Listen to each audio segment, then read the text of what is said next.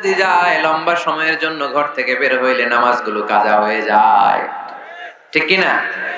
এই পরিবর্তিত বিশ্ব ব্যবস্থায় এখন নারীদেরকে চিকিৎসা নেওয়ার জন্য হসপিটালে যেতে হয়, শিক্ষার জন্য ইউনিভার্সিটিতে যেতে হয়, নানা কাজে বাইরে যেতে হয়। এই লম্বা সময়ের মাঝখানে যদি কোনো সালাত থাকে, এই সালাতটা সে পড়বে কই? আপনারা তো ব্যবস্থা রাখেন নাই মসজিদে। মসজিদে একটা সুন্দর করে ব্যবস্থা রেখে দিবেন নারীদের, যাতে ওনারা ওইখানে যে সেফটি সিকিউরিটির সাথে নামাজটা পড়তে পারে, নামাজ যেন কাজা না হয়।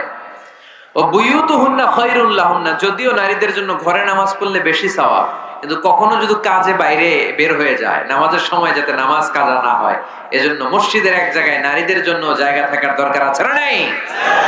ইয়াং ছেলেরা মসজিদে যেতে চায় না, মসজিদ কেন্দ্রিক না, ক্রিকেট খেলা দেখতে যায়, আড্ডা মারতে যায়, ঘোরাফেরা করতে যায়, মসজিদে যায় না। কারণ মসজিদে তাদেরকে আকর্ষণ করার মতো অ্যাট্রাকটিভ কোনো অ্যাক্টিভিটিজ আমরা মসজিদে রাখতে পারি নাই।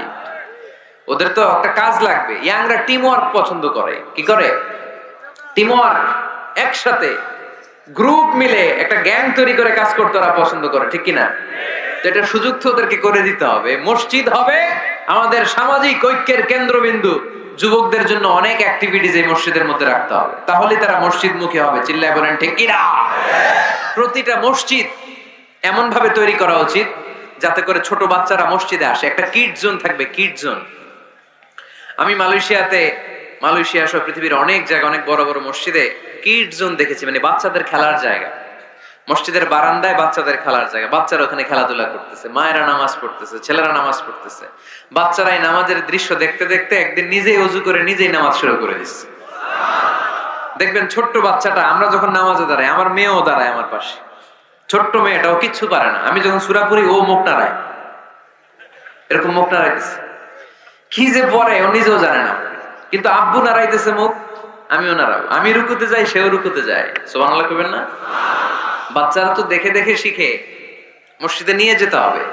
কিড জোন, কি বলে জায়গাটারে? কিড মানে বাচ্চা, তাই না? বাচ্চাদের একটা জোন থাকবে, ওখানে বেলুন থাকবে, ওখানে খেলনা থাকবে, ওখানে যে বাচ্চারা খেলবে। আরে বাচ্চারা চিৎকার চেঁচামেচি করবে না তো 80 বছরের বুড়ার চিল্লাবে নাকি? বাচ্চারাই তো চিৎকার করবে, ওরা গ্লাস ভাঙবে, লাফালাফি করবে, দুষ্টামি করবে, ওরাই তো চিল্লাবে। বাচ্চারা লাফালাফি না করে 70 বছরের এক মুরব্বী যদি লাফায়, শুনেই হাসতেছেন আপনারা।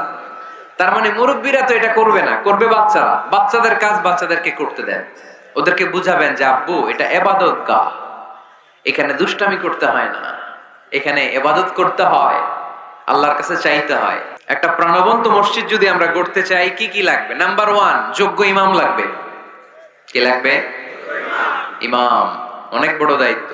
সমাজে কি চলছে, কি ক্রাইসিস, এই ক্রাইসিস, এই সংকট থেকে উত্তরণের উপায় কি? ইমাম খতিব যদি আমাদেরকে এটা অ্যাড্রেসই করতে না পারে, ওই ইমাম দিয়ে আমরা কি করবো? কথা কানাকে।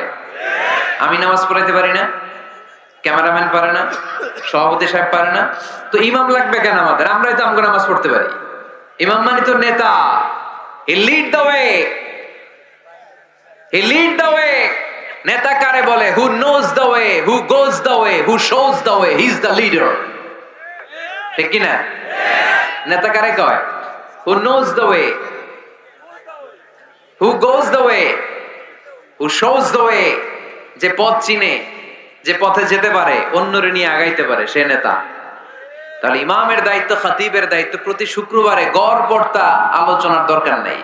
সমাজে কি ক্রাইসিস চলতেছে? ডেঙ্গু। এই ডেঙ্গু অবরোধে, ডেঙ্গুকে ঠেকাতে বিষ্ণু ইসলামের কি নীতিমালা ছিল, ওইটা শোনাইতে হবে আমাদেরকে ইমাম সাহেবের। ঠিক কিনা? প্রচন্ড শীতের প্রকোপে কাঁপছে পুরো বাংলাদেশ, শীতকালে বিশ্বনবী কি আমল করছে ওইটা শোনাইতে হবে এখন আমাদেরকে। কথা কয় না? এখন চলতেছে শীত, আপনি খিজির আলাইহিস সালামের গল্প শোনাইতেছেন, হবে?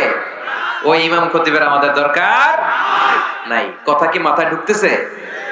কারেন্ট ওয়ার্ল্ডে কি চলে, কারেন্ট অ্যাফেয়ার্স কি চলে, ওইটার আলোকে ইসলামের সমাধান কি, ইমাম যদি ওইটা শোনাইতে পারে, হি ইজ আওয়ার ইমাম, হি ইজ আওয়ার খাতিব।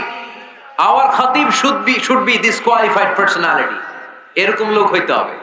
তাহলে একটা প্রাণবন্ত মসজিদের যে অবকাঠামো, আপনাদেরকে আজকে মাস্টার প্ল্যানটা দেই। নাম্বার 1, একজন যোগ্য ইমাম, যোগ্য খতিবের দরকার, যাদের বেতন হবে কমসে কম 1 লাখ টাকা। কত? হুজুর এইবার আর আমরা নাই, অহন আমি নাই, অহন আমনে থাকেন, দিবেন না? দিবেন?